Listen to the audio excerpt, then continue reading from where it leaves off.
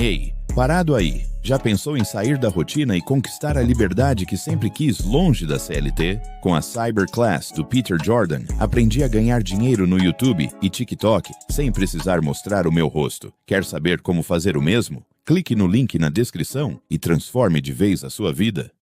Interessante mesmo, porque no YouTube eu já fiz vídeos algumas vezes sobre essa temática de hábitos. Sim.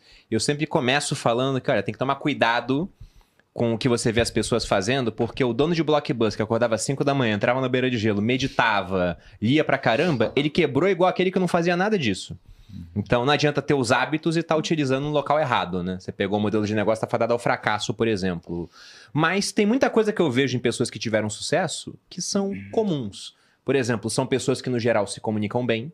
Se você acha um cara que teve sucesso sem se comunicar bem, cara, ele deve ser muito bom em alguma outra coisa. Ele deve ser melhor ainda, né? Ele é muito bom. O Nassim Taleb, ele fala isso, que se você... Ele dá um exemplo muito interessante. Se você acha um médico que não tem aquela aparência estereotipada de médico, o cara parece, sei lá, um caminhoneiro, entendeu? Meio brutão, assim. E o cara tá no topo da carreira, ele deve ser muito melhor do que os outros médicos que têm aparência de médico. Porque ele venceu uma série de barreiras que a gente coloca por conta de estereótipo.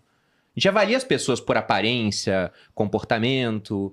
Então eu queria realmente saber se vocês, na jornada, conseguiram identificar hábitos que vocês tinham que falar, cara, esse negócio realmente me levou mais longe. Ou não, se você acha que não existe nada disso.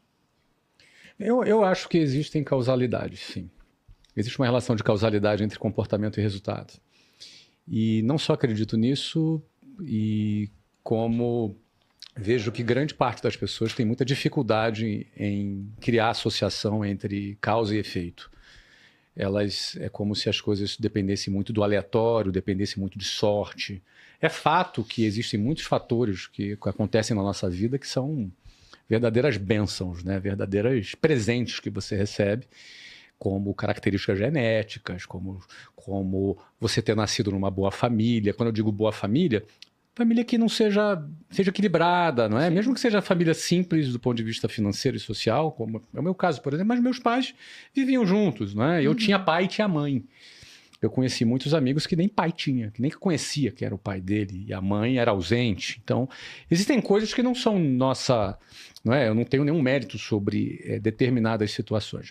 Porém, existem outras que são comportamentais. Então, por exemplo, eu não conheço ninguém que deu muito certo, que trabalha pouco. Não é uma coisa... Sabe, o trabalhar bastante, trabalhar muito, não é tudo.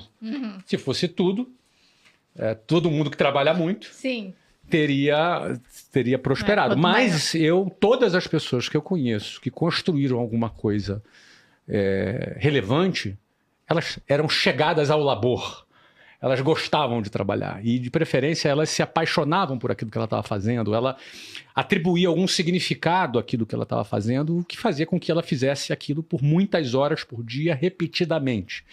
Então, trabalhar bastante, ela não é assim, a garantia do que você vai prosperar e enriquecer. Mas todas as pessoas que eu conheço que começaram do zero, que construíram o seu negócio, trabalhavam bastante. Então, acho que esse é um ponto. Eu vou falar só 3 pontos aqui que vieram à minha cabeça. Tá? Um outro ponto que eu vejo é alguém que não seguiu o padrão.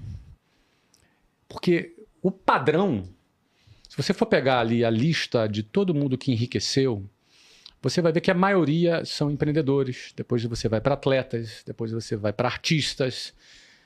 Raramente, é um percentual muito pequeno, que são aqueles caras que chegam no topo da cadeia corporativa e enriquecem como executivos.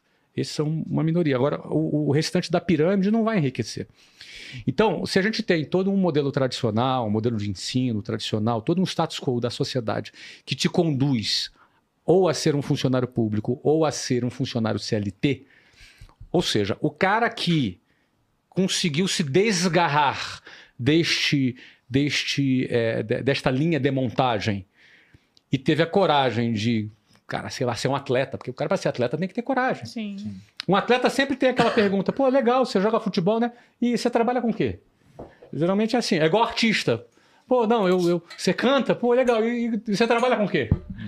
Não é? Ou seja, durante um bom tempo, um atleta e um artista convivem com olhares atravessados, convive com olhares desconfiados de como quem pensa que ele é um vagabundo, você entendeu? E ele tem que ter uma convicção muito grande durante um período para conseguir atravessar esse processo, até ele começar a ter um resultado e ser reconhecido. Então, e muitos não conseguem ser reconhecidos nunca, jamais. Então, assim, esse cara, ele tem que ser um cara um pouco rebelde, um pouco fora do padrão, um pouco saindo, sabe? Geralmente vai ser aquele cara que sofreu bullying na infância, sabe? Aquele cara que vai ser aquele cara que não era muito popular e de repente, ou era taxado como problemático, e de repente esse cara, por ser diferente, ele pega um caminho que vai levar ele à prosperidade, porque os caminhos que levam à prosperidade são, na maioria das vezes, estatisticamente, fora da linha de montagem natural da sociedade. Então, eu acho que essa característica do cara ser um pouco diferente,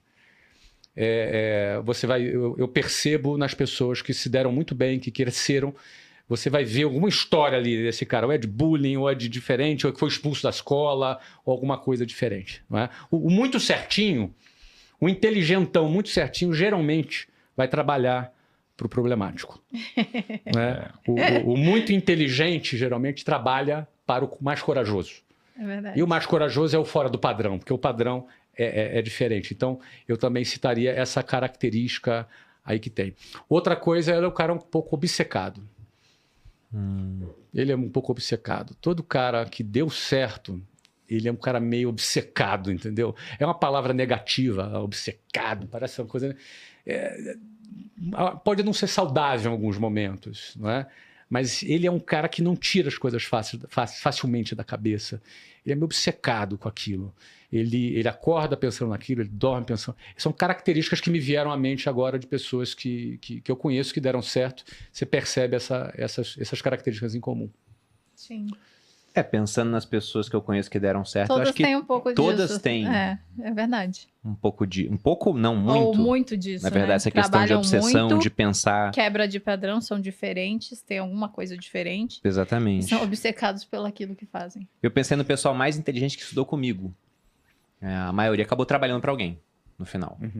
Porque é um lugar seguro, né? É mais seguro. Geralmente e porque eles também são muito qualificados, então eles conseguem aquela vaga. O cara que não segue padrão, que não é tão qualificado, pode não conseguir, tem que dar o jeito de criar o caminho dele. Pra mim, quem faz muito dinheiro é o empreendedor. E o empreendedor, geralmente, tem que ter uma dose de loucura. Não tem como ser reto, assim, ó. Tem uma hora que você tem que fazer uma aposta, você tem que bancar, né? Falar, não, vem na minha que vai dar certo e vou apostar nisso daí. Não é só sua opinião isso aí. O Keynes, o economista John Maynard Keynes, ele falava isso, que à luz de todos os riscos, o empreendedor não deveria empreender. Então ele falava que por que o empreendedor empreende? Porque ele tem um certo espírito animal, entendeu? Uma hora ele fala, cara, é muito arriscado, mas eu vou fazer dar certo. E aí um monte de gente não dá certo. Mas tem um cara que dá certo. Me permita se interromper um pouquinho, Perini. O que acontece? É verdade. Eu acho sim que empreender é muito arriscado. 80% das empresas que abrem quebram em menos de 10 anos, segundo o IBGE. Então, estatisticamente comprovado que é arriscado. Mas, cara, eu acho que matematicamente é muito menos arriscado do que você projetar uma vida para depender do INSS que vai quebrar, que é uma pirâmide financeira. Na mediocridade. Você está entendendo? Eu digo que ele não é arriscado, ele é certeza. Porque Ele risco é aquilo que você não conhece, eu né? troco a certeza do fracasso pela possibilidade do sucesso. Onde é que está o maior risco aqui? É a certeza do fracasso está o maior risco.